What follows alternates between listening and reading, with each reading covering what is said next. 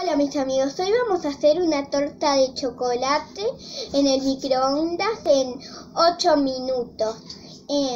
Ingredientes: una taza de azúcar, cuarta taza de aceite,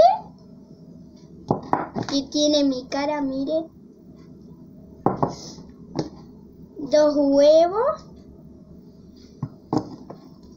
una taza y media de ¿Qué es eso? harina, ¿No es que puse?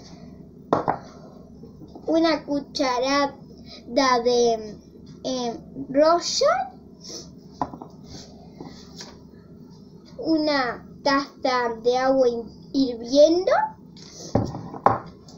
y una taza de cocoa. Comencemos.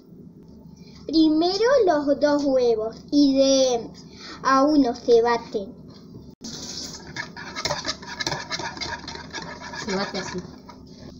Después ponerle el azúcar. Ahora el aceite. Después de a poco la harina y el Royal.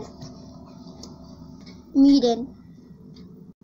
Después el agua caliente y por último la cocoa.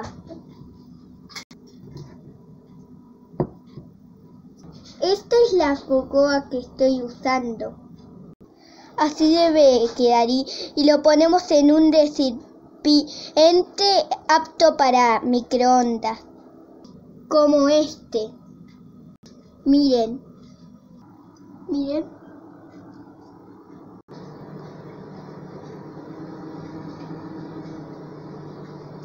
Así quedó. Miren. Así está sacado del molde. Ahora vamos a cortar la torta. Miren cómo está cortado.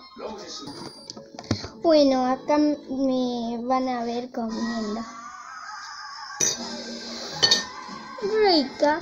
Inténtenlo en casa.